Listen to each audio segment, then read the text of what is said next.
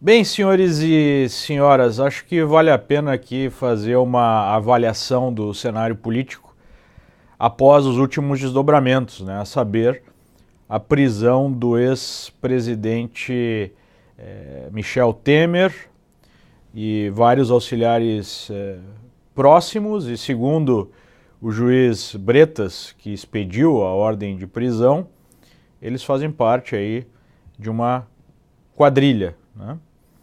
E esse episódio, ele mais uma vez externou, deixou mais claro qual é, né, a natureza desse governo, desse cenário que nós vivemos, onde ele é pautado por um conflito básico. Nós temos a velha política, né, representada aí basicamente por infinitos esquemas de corrupção, pela destruição do país nas suas estruturas morais. Não é só uma questão de corrupção, é a questão da criação de leis, de uma estrutura legal que facilita a manutenção do crime, né, e que protege esses mesmos criminosos, sejam presidentes da República corruptos, sejam bandidos que estão lá na base da pirâmide assaltando, né, os cidadãos honestos nas ruas e gerando verdadeiro terror, né? A mesma lógica ela se impõe em todos os níveis da sociedade. Então nós temos essa velha política contra uma nova política simbolizada pelo Jair Bolsonaro, né? Conseguiu centralizar, digamos assim, focar toda a atenção do público, todo o desejo de mudança do público em relação a essa situação calamitosa, né? Obviamente que não é tudo a mesma coisa em relação à velha política ou à nova política. Em relação à velha política, nós temos dois tipos de políticos. Nós temos aqueles políticos que são bandidos e cujo objetivo é roubar, mas tem uma ideia de estrutura de país, especialmente um país com certas proteções democráticas, né? Um certo Estado de Direito valendo, talvez representada bem essa parte aí da velha política pelo próprio Michel Temer, pelo MDB, e nós temos a velha política representada por um desejo de avançar ainda mais, né, num estado de centralização de poder, de totalitarismo, essa velha política representada pelo próprio PT, né, que usa os frutos do roubo para um projeto totalitário. E nesse sentido, nós temos aí o pior da velha política, né, a união da bandidagem, da corrupção, do desvio de recursos, com o desejo totalitário e de impor um país ainda menos livre em todos os sentidos, né, especialmente no sentido econômico, e a gente olha para a Venezuela e vê o que isso pode resultar, né? Então, de um lado nós temos essa velha política na sua manifestação mais negativa e menos negativa, né? A mais negativa é o roubo com o projeto totalitário, a menos negativa, apesar de ser execrável, é o roubo mais com um país que funcione, né? Para não matar, talvez, a galinha dos ovos de ouro, como Maduro fez na Venezuela, matou a galinha dos ovos de ouro. Na nova política, ela é marcada por um desejo genuíno de mudança, né, por boas intenções no primeiro momento, mas ela tem um problema, né, ela tem também um aspecto negativo. Das pessoas que fazem parte desse bloco da nova política, nós temos aquelas que são preparadas, mas não têm muita experiência no jogo parlamentar ou no funcionamento da máquina do governo, né? Então, seja no executivo ou no legislativo, é uma nova política, uma nova busca aí de país, mas sem muita experiência, ou nós temos uma nova política formada também por aproveitadores que simplesmente querem substituir a velha política, né? Querem, de alguma maneira, se aproveitar da situação e conseguir recursos, benesses em benefício próprio, o país se exploda, né? Então, só com o objetivo de substituir a velha política. Então, esse é o cenário que se desenha em termos de players, né? Agora voltamos para para o conflito, né, entre esses dois segmentos aí da política nacional.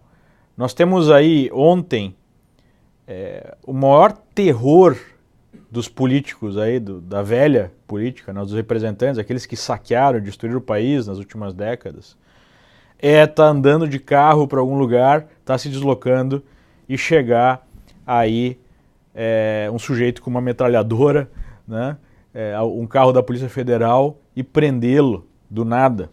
E foi exatamente o que aconteceu ontem com o presidente Michel Temer e com o sogro do atual presidente da Câmara dos Deputados, Rodrigo Maia, né, que é o Moreira Franco, que inclusive já foi o governador do Rio, e aí a gente fecha a quadra, né? Se eu não me engano, todos os ex-governadores do Rio vivos estão presos ou foram presos em algum momento. Então, essa possibilidade de chegar a ser preso, especialmente dessa forma, desperta na velha política os instintos de sobrevivência. E aí a gente já vê uma movimentação por parte do próprio Rodrigo Maia, que é um representante da velha política, já dizendo, não, eu não vou mais tocar essa reforma da Previdência, né? Parece, a imprensa sugere que ele já ligou para o Guedes falando isso, e se colocando numa postura de autodefesa. Aí você pergunta, por que então a velha política fez uma união muito tênue, né, com a nova política para aprovar a reforma da Previdência?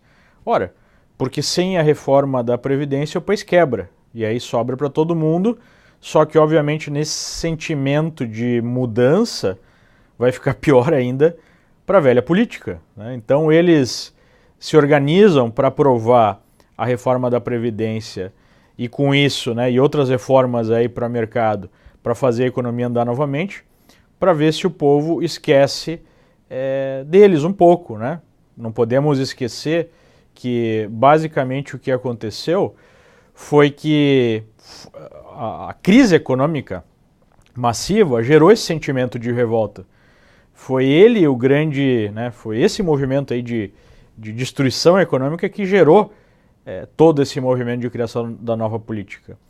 Então é só por esse cálculo político que a velha política defende as reformas. Só que num determinado momento, quando um ex-presidente vai preso, quando o sogro do presidente da Câmara dos Deputados vai preso, há uma percepção que talvez a ameaça seja mais imediata e é preciso então adotar táticas de sobrevivência mais extremas. Quais táticas são essas?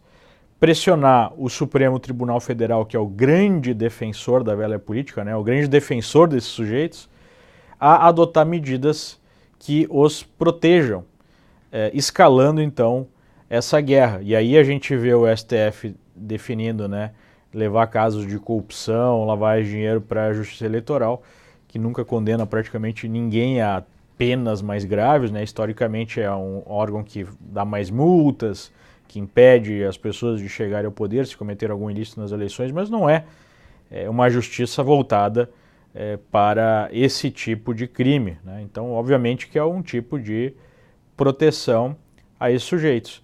E em breve nós vamos ter aí uma decisão que pode ser uma bomba nuclear, né, nesse processo aí de limpeza do Brasil, nesse processo de, enfim, né, isolar essas células cancerosas que tomaram o paciente, que é a decisão de não permitir a prisão após segunda instância, o que chancelaria aí décadas, né, de defesa da criminalidade. Vale a pena ser criminoso no Brasil pelo sistema que a gente tem. Esse é o ponto, né? E essa é a chave para a destruição de toda a sociedade nessas últimas décadas. E aí nós temos exatamente, né, o conflito desenhado. Os políticos antigos querendo simplesmente se defender, esse é o principal objetivo deles. Os novos políticos querendo mudar o país, em parte, né? Alguns são apenas aproveitadores, já vimos isso. E no meio do caminho a gente tem uma situação onde o país caminha aí para insolvência já no 5º ano seguido de déficit gigantesco, que só não gerou a implosão do país de fato, porque a economia internacional, né, a situação internacional ainda está muito positiva e favorável a países como o Brasil. Então nós temos duas coisas aí em mãos, né, que seriam os dois objetivos do governo Bolsonaro. Número 1, produzir essa reforma para evitar que o Brasil quebre. E número 2, continuar o processo de mudança e reconstrução do país através da reconstrução do sistema de justiça, principalmente, né, do combate ao crime, que são basicamente os dois pilares da proposta vencedora nas eleições, que é o que o povo quer. O povo quer uma economia que ande, que o Estado gigante saia das suas costas, né, uma boa parte do povo já morreu, o Estado gigante já esmagou a maioria da população. E ao mesmo tempo que as pessoas possam andar nas ruas, né? A gente tenha um mínimo de civilidade e de justiça funcional e de combate ao crime, né? Querem ter uma arma, não fazer uma revolução, para se defender contra o bandido que está matando as pessoas sistematicamente nas ruas, né? Esse é o ponto, 70 mil homicídios. E aí a gente teve, né, um outro desdobramento dessa guerra com a ligação do Sérgio Moro para o César Maia, cobrando a pauta do pacote anticrime, que não é a solução para todos os nossos problemas, mas é um passo nesse sentido, né, de combate ao crime, de fato. E o César Maia ficou irritado, até xingou aí publicamente o Moro, dizendo que era só um copia e cola aí de um projeto do Alexandre de Moraes, que ele não podia encher o saco do Maia, já que quem tinha que falar com o Maia era o presidente, não o Sérgio Moro. Claramente demonstrando, aí, deixando externar o seu ódio, né, por esse processo de limpeza política simbolizado pela figura do próprio Sérgio Moro. E agora, né, nós temos o ápice desse confronto. O Bretas, além de prender o Temer, e muita gente tem criticado, né, já há aí setores cada vez maiores da imprensa que fazem parte desse status quo podre, sempre fizeram, né? Não podemos esquecer que o próprio Odebrecht pai falou, pô, por que estão falando alguma coisa agora se faz 30 anos que existe essa roubalheira, a imprensa sempre soube e nunca falou nada? Talvez porque a própria grande imprensa recebe bilhões, ou recebeu sistematicamente ao longo desse tempo bilhões do governo, ou em alguns momentos, ou na maior parte desses momentos, teve um alinhamento ideológico com esses governos, né? Mas o fato é, setores aí da imprensa, cada vez maiores, né, até porque estão ameaçados também, por todos os lados. O público sabe que foi enganado sistematicamente pela imprensa nos últimos anos e que a imprensa se coloca em defesa aí, dos bandidos, da velha política.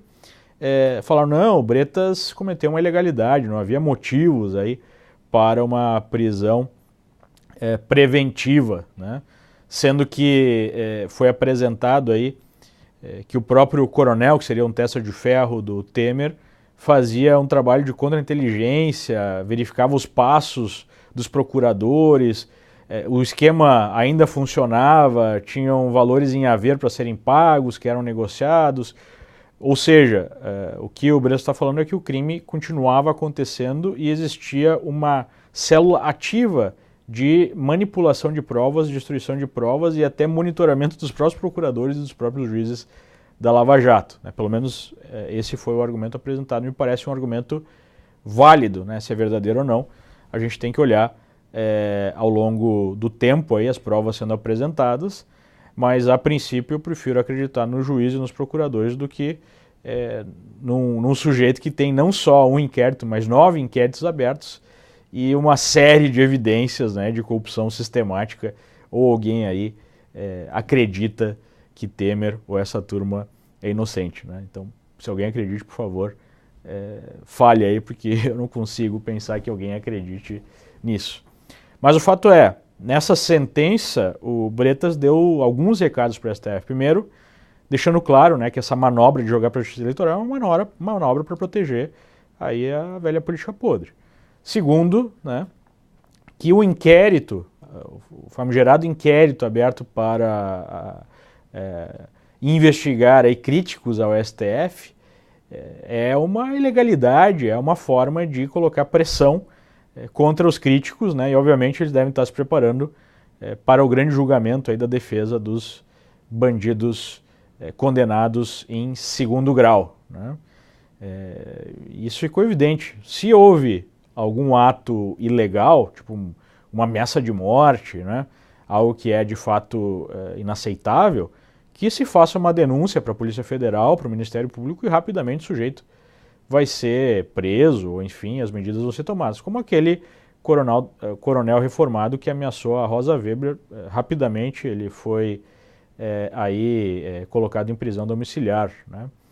Então, obviamente que não é uma desculpa esfarrapada para calar aí críticos, né? Então, o Bretas deu esse sinal da Lava Jato contra o STF, deu essa mensagem, né, amparada aí no amplo desejo popular. Mas no frigir dos ovos, nós temos a necessidade de aprovar a reforma, né, e a necessidade de evoluir nesse combate às células cancerígenas que tomaram o paciente, que produziram a metástase aí no Brasil, né, no corpo do país. E esse é um problema sério, né, porque eventualmente uma cirurgia para acabar com o câncer acaba matando o paciente. Como fazer para não matar o paciente, né, aprovando reformas necessárias e tendo que contar com essa política podre? Até porque, como já falei, né, a nova política é formada ou por aproveitadores, em certa monta, especialmente no Congresso a gente vê isso, ou por sujeitos muito bem intencionados e até preparados, mas sem a experiência parlamentar. E esse é exatamente o paradoxo que nós nos encontramos hoje, né? O que vai acontecer a partir desse paradoxo? Obviamente que o desdobramento mais provável é algum tipo de caminho do meio aí, onde algumas cabeças são cortadas, outras não, e se segue com uma reforma da Previdência mínima para o sistema não quebrar. Mas no meio de um conflito desses é possível que nós tenhamos algum tipo de colapso, né, da própria estrutura governamental, já que nós estamos passando por essa fase aí de limpeza profunda no Brasil. E aí a postura de cada um ou você defende os bandidos com medo de alguma ruptura maior que gere algum tempo mais negativo para se produzir no longo prazo uma base melhor, ou você defende aí a continuação de um processo de limpeza, de um processo de moralização, tendo que tomar o risco, o preço, né, de maior nível de instabilidade e possibilidade de dobramentos negativos. Eu, particularmente, sou da segunda turma. Eu acho que simplesmente passar a mão na cabeça de bandido e proteger bandido para aprovar uma reforma da Previdência que resolve no curtíssimo prazo, pelo menos o aspecto econômico, mas não resolve a base do problema, né, que é a total destruição do senso de justiça, da moralidade, tanto na coisa pública quanto nas relações privadas, né? Enfim, eu acho que não teremos aí uma chance de seguir adiante e de ter alguma esperança de real mudança no Brasil, né? Essa é a minha percepção. Agora, que vai ser complexo o andamento, né, desse conflito, ao mesmo tempo que o país tem que ser tocado, isso sem dúvida será. Mas nós não podemos tolerar, especialmente esse tipo de postura do STF, sistematicamente querendo destruir a operação Lava Jato e manter o status quo de fazer com que o crime valha a pena.